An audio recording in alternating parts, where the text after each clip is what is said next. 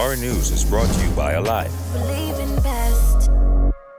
Coming up tonight on Our News, a 10-year-old boy shot and killed as two separate murders take place last night.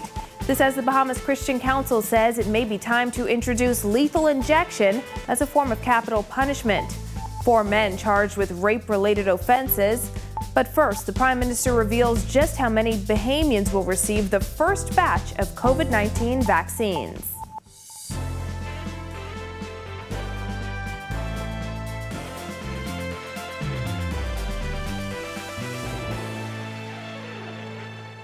Welcome to Our News and thanks for joining us. I'm KRISTINA DRAGOVICH. Topping news tonight, a primary school student was shot and killed in a home off Finlayson Street Thursday night. Jared Higgs tells us the boy's twin brother and cousin were also shot in the shocking incident.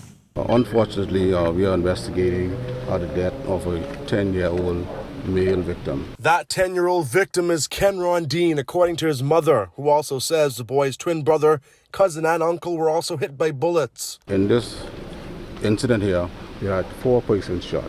One of the males succumbed, and there were 2 other males, juvenile males, who were also shot, along with an adult.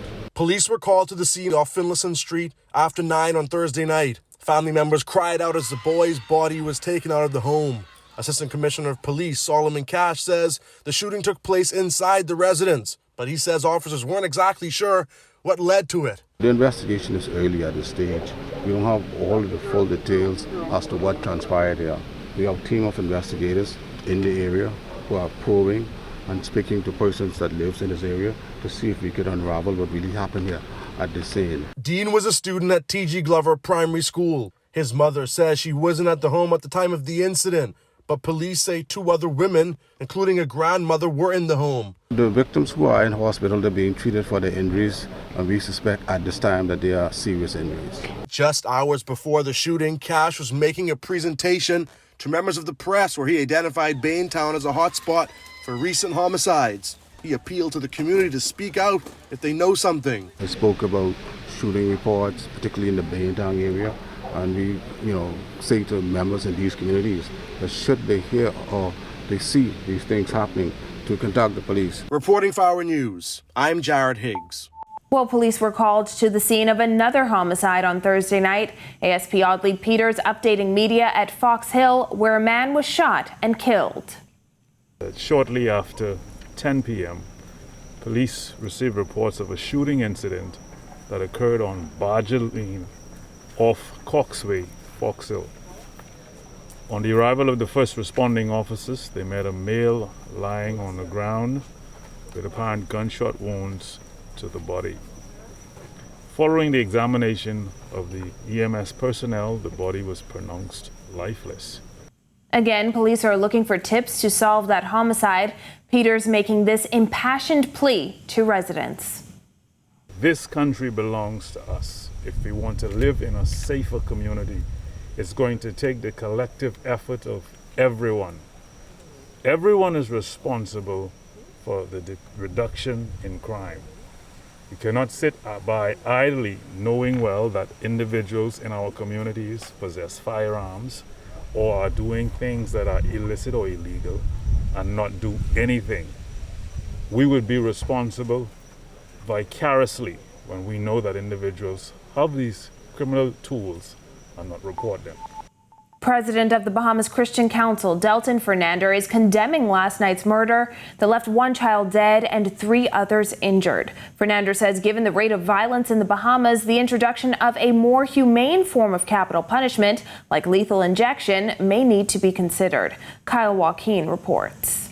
The Christian Council president says somehow the message has to be sent loud and clear that women and children falling victim to gun violence in this country is unacceptable. So we've got to find in our own system how to solve our own problems. And I think I've been a little out of the box and say that maybe we need to solve it with more what they call humane processes, maybe the lethal injection. His comments came the morning after a 10-year-old was shot and killed and 2 other boys between the ages of 7 and 10 were injured at their home in Baintown. Another man also received gunshot injuries during the incident. Late last night, police also reported that another homicide occurred in Fox Hill. Fernandez says the violence is disheartening. It is unacceptable, it's despicable that as a nation we have male-on-male crime predominantly, where there is this killing of our vulnerable and there's the killing of our children. I think as a society we must look at ourselves and figure out how do we step up as all pillars of this society to change the direction which we are going. Just last week, 4 women were shot while sitting in a vehicle. They survived with injuries, but Fernandez said the prevalence of violence has left many Bahamians numb to it. Unfortunately, because it's become a common occurrence, whenever you have gang violence, if it is, and when you have this level of killing in your society, it becomes normal until it reaches your doorpost, until it's one of your children, until it's your parent, until it's your neighborhood. Then it becomes personal. Fernandez says the situation also calls for convicted murderers to be punished to the fullest extent of the law. The Bahamas held its last execution in 2000 when David Mitchell was hanged. In 2006, the Privy Council ruled that the mandatory death sentence was unconstitutional. I am saying that as a society, we've got to find punishment for crime. There must be something that must be enacted that fits the punishment for the crime. Holistically, we also must deal with what the root of the problem is. So we just can't kill. We've got to figure out what's going wrong in our society and how do we fix it for all of us. For Our News, I'm Kyle Joaquin. In other news, now that 20,000 doses of AstraZeneca vaccines are in country, Prime Minister Dr. Hubert Minnis telling reporters today just how many people the Minnis administration plans to inoculate in this first round. Bethany McDermott reports. Prime Minister Dr. Hubert Minnis detailing the plan for those 20,000 doses of AstraZeneca vaccines that arrived this past Wednesday. According to the Prime Minister, when the vaccine rollout begins, 20,000 people will get their first shot. They would use all 20,000. Remember, we have an additional 33,000, several hundred on its way, and that should be here in a matter of weeks, if not sooner. And then we're in discussion with additional few 100,000. So we're on our way. Now, the Prime Minister could not say how those 20,000 doses of vaccine will be distributed to the family islands. It's a decision, he said, will be up to the vaccine committee and free from political involvement. I think the committee, they're drawing up their plans, their protocols, and they would deal with that. So it's no political involvement.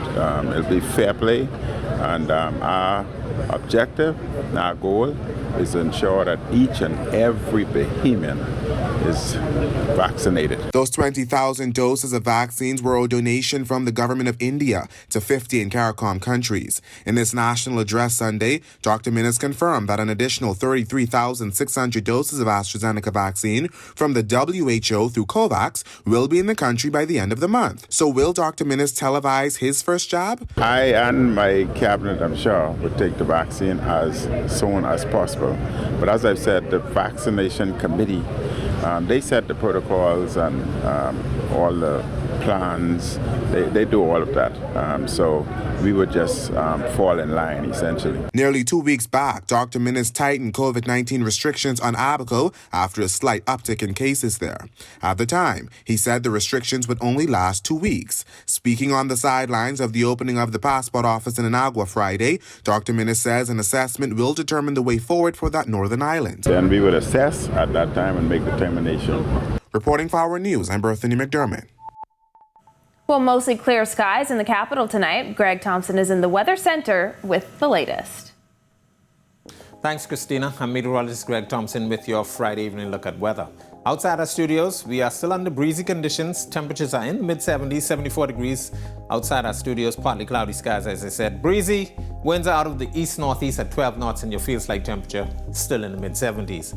Satellite view around the area, we have some patchy clouds moving across the central and northwest Bahamas. Some fast-moving showers and those moving from east to west. And of course, we have a stationary frontal boundary near the southeast Bahamas that's generating a couple isolated showers, even some thunderstorms.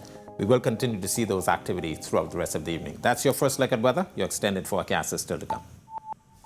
Ahead on Our News, a sneak peek of the breakdown, how the pandemic has helped to decentralize healthcare, and why your United States visa application may be taking longer than usual. That and more when Our News returns. Welcome to our news and thanks for joining us. Topping news tonight. COVID-19 remains a serious threat. Coronavirus COVID-19 has disrupted our economy, tourism industry, educational system, and put our healthcare facilities and professionals on high alert. Are you prepared? Do you have all the facts? Stay tuned to this network for the very latest news and information on this global pandemic.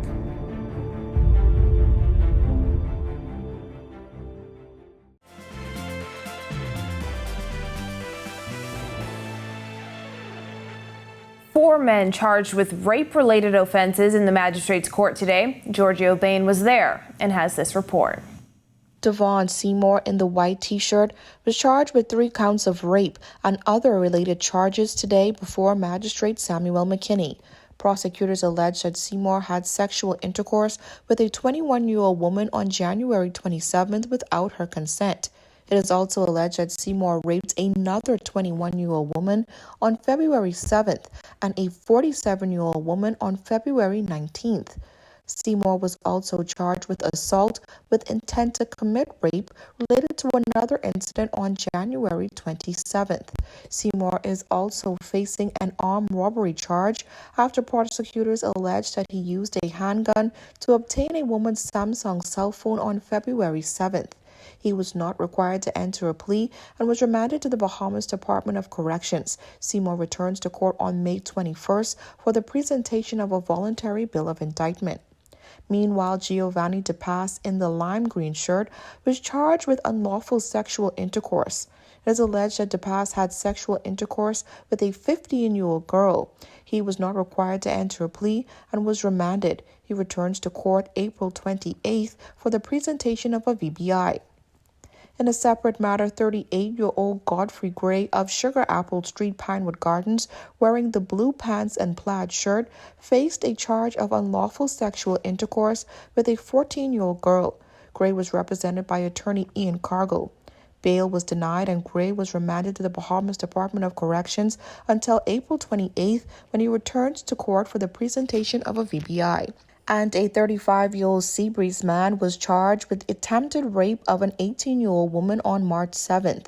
Douglas Eddy of Seabreeze Avenue in the orange shirt was not represented by a lawyer and was not required to enter a plea. He was remanded to the Bahamas Department of Corrections and returns to court on April 30th for the presentation of a voluntary bill of indictment. Reporting for our News, I'm Giorgio Bain. And 4 men appearing in the magistrate's court today brought under heavy guard, charged with a major drug bust on Fire Trail Road Wednesday, where 336 pounds of suspected marijuana was discovered. 32-year-old Emmanuel Brown in the black and camouflage jacket of Fire Trail Road, 47-year-old Peter Lewis of Fire Trail Road in the black jacket with yellow stripes, 37-year-old Andy Glinton in the orange and yellow sleeve jacket of Fire Trail Road, and 42-year-old Colin Russell in the red shirt of St. Catherine, Jamaica, all faced 4 drug-related charges. The men were charged with possession of dangerous drugs with intent to supply, conspiracy to possess dangerous drugs with intent to supply, importation of dangerous drugs, and conspiracy to import dangerous drugs. When addressing the court, Russell said he was vacationing at Fire Trail Road. The 4 men pleaded not guilty to all charges. Magistrate Andrew Forbes granted Brown, Lewis, and Glinton bail in the amount of $7,000 with one shorter. The men must also report to the Carmichael Road Police Station every Monday, Wednesday, and Friday at 6 p.m. The defense, meanwhile, raising the concern that Russell, a Jamaican national, may be a flight risk. Magistrate Forbes set the matter down until Monday for a bail inquiry to allow Russell's attorney, Jomo Campbell, to prepare his defense. Until then, Russell has been remanded to the Bahamas Department of Corrections. In other news, the coronavirus pandemic has caused countless changes to the way we live, the way we work, and the way we spend time with each other. While some of those changes have tested our strength, there are others that Hospital Administrator Mary Walker says she hopes remain long after the pandemic is over.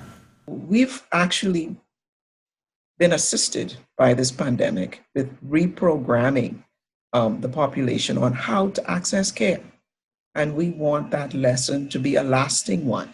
In the breakdown, an R News special on COVID in the Bahamas, Walker tells us that the pandemic has forced patients to seek care in neighborhood clinics rather than at the Princess Margaret Hospital's emergency room. That's what we wanted all along for you, to access care right in the neighborhoods where you live. And then truly now, the emergency room at Princess Margaret Hospital and the RAN in Grand Bahama will be seeing those level 1 through 3, persons who have real emergencies, who really need to be in the emergency room. The public healthcare system was overwhelmed during the second wave of cases last year as beds were fully occupied and resources were stretched. This as the PMH morgue exceeded its capacity by nearly 4 times as emergency orders prevented many Bahamians from giving their loved ones proper funeral services. That has fallen off, and I would say we're closer now to what we know the facility was created to hold. But the fact is, as in every other part of our healthcare system, we've outgrown those facilities. Walker and other healthcare professionals expect that the rollout of the COVID-19 vaccine will be the beginning of the end of the pandemic. The breakdown airs Monday, March 15th at 8 p.m. on RTV. When our news comes back from the break, an update on U.S. visa processing times, and Marcellus Hall has the hottest sports highlights. The details when our news returns.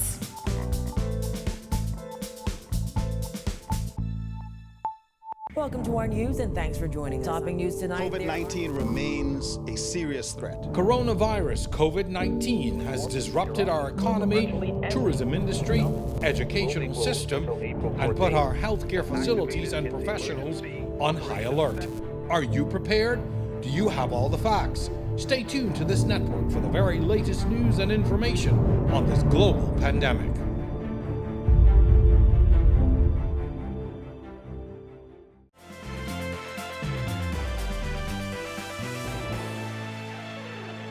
This is our news. Welcome back. Longer wait times for visa applications at the United States Embassy in Nassau. Kyle Joaquin tells us more. The big takeaway is that the U.S. Embassy is the consular section with visas is open for business, but wait times are much longer than before the COVID-19 pandemic. The U.S. consular chief at the U.S. Embassy says wait times may be a bit longer, but the embassy is still processing visas. The average wait time for a visa appointment was 5 to 10 business days pre-pandemic, but now the wait time may be a few months. Here's why. So we have two bottleneck areas. We have a staffing issue because we can only have a certain number of people in the embassy at a certain time. And then we have a waiting room bottleneck, and we can only have a certain number of applicants in the waiting room at a certain time. So with those two bottlenecks, we're kind of stuck. Visa requirements have not changed. Posey says pre-COVID, the embassy processed about 140 interviews per day. Now there are about 75 per day, maybe 3 times per week. He says if there is an urgent reason for traveling, the embassy can expedite the process. But we are only granting expedited appointments in very, very limited circumstances, medical needs, funerals, and other emergencies. He recommends that travelers wait to apply if there is no urgent reason for traveling. But the consular chief urges Bahamians to take advantage of the visa-free pre-clearance option available. Opportunity for people in the Bahamas. There are only a few visa-free travel options in the world. There's a visa waiver program, which is different, but the visa-free travel option exists only in a few places, and the Bahamas has been given an opportunity to use that. More information is on the embassy's website, bs.usembassy.gov. For Our News, I'm Kyle Joaquin.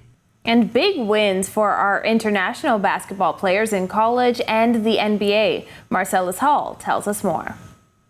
All right, thanks a lot and welcome to our Sports on a Friday, everybody. I'm Marcellus Hall. The good news continues to come for Kai Jones and the Texas Longhorns. After a bit of a lull in the middle of the season, they have turned things around and just in time, playing in the Big 12 Conference Championships, at least trying to make their way there. They played a pivotal game against Texas Tech yesterday, coming up with a big win. Let's take a look.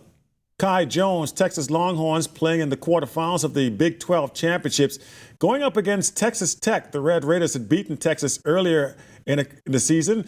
to make up certainly a big arch rivalry there. So Texas with their work cut out for them, and they would rise to the occasion. Score was 34-30 at the half. Texas with a 4-point lead, but Texas Tech would come roaring back and take a lead themselves, forcing Texas to go on the offensive and try to get back into this thing. And they would do just that, led by a great offensive rebounding performance from Kai Jones, the young Bahamian, coming up with 5 offensive rebounds, giving his team those much-needed extra possessions.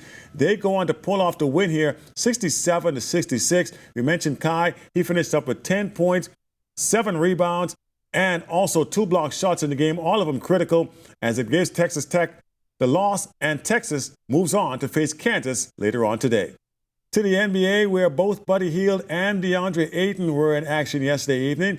Kings taking on the Houston Rockets, and this one would be a pretty good game as far as win column is concerned for the Kings.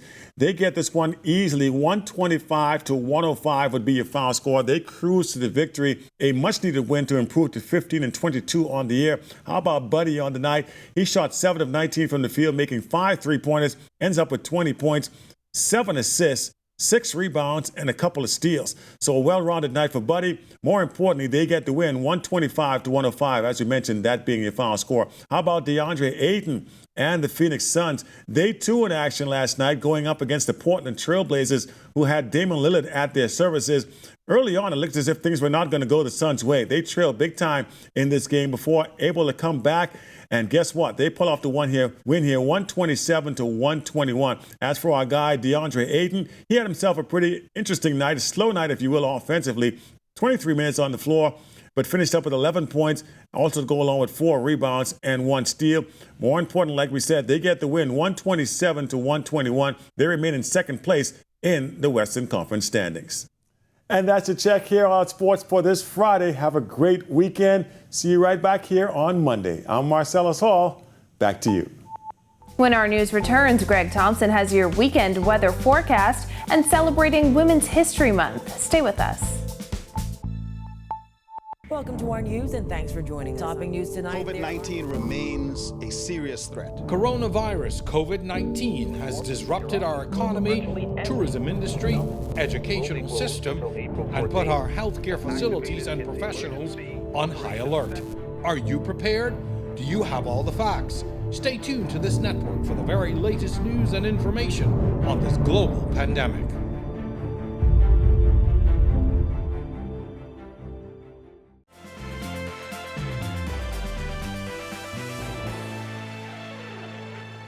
Looks like beautiful conditions are ahead this weekend. Greg is back in the weather studio to tell us more. Thanks again, Christina, and a happy TGI for everybody. Satellite view around the region. High pressure remains parked near Bermuda, generating tight pressure gradient across us, resulting in those hazardous beaching and boating conditions because of the strong winds. Surface trough near the southeast Bahamas, generating a few showers down there. We expect that surface trough to weaken over the next 24 hours. Your boating forecast for all areas tonight through tomorrow. Your winds will be out of the northeast to east at 15 to 20 knots. Seas running 4 to 6 feet over the ocean, but up to 8 feet. So we have an advisory posted for you guys in some swells. High tide will be at 7:27 tonight. Here's a look now at your national forecast.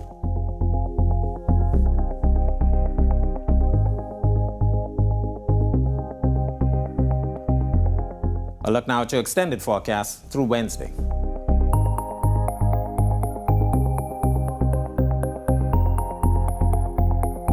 That's a look at our weather. Before you go to bed tomorrow night, make sure you advance your clocks ahead 1 hour as daylight savings time begins. Back to you, Christina. Thanks for that reminder. Well, honored and privileged is how Tourism Director General Joy Gibberlew says she feels, reflecting on being only the second woman to hold that post. Julian Gray has her story in tonight's edition of Women in Leadership.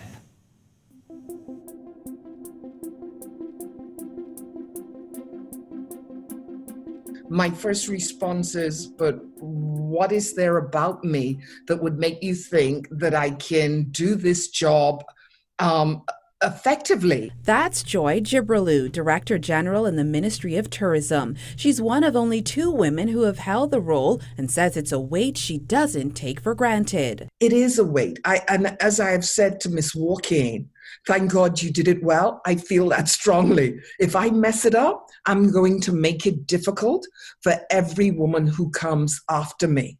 and it's a responsibility that I carry deeply. But she didn't get her start in tourism. Jibril worked as a first-grade teacher, a principal of an international school, the director of investments, and has also worked in the Ministry of Finance. She, like many other women in leadership, has experienced gender bias. How often have I been in a meeting, and particularly a meeting with external partners or people external to the ministry, and I would be with a male counterpart, and they would immediately assume that the male is the head of the organization, or defer or refer all questions to them.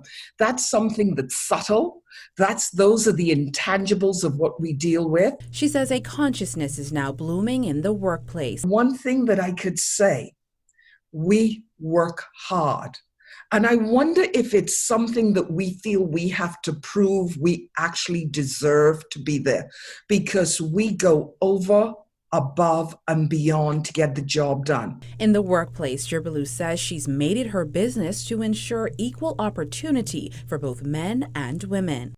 I have not looked at what is their gender, but rather what do they bring to the table. The Tourism Director General's best advice to women: support each other. I am daring to challenge every young woman to now seek to go above where I am, and all the women who are in my circle where we've gone. It's now time to take it to the next level. Reporting for Our News, I'm Jillian Gray.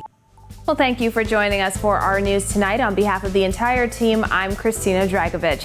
Have a beautiful evening, Bahamas. The RTV original For the Love of Music is coming up next.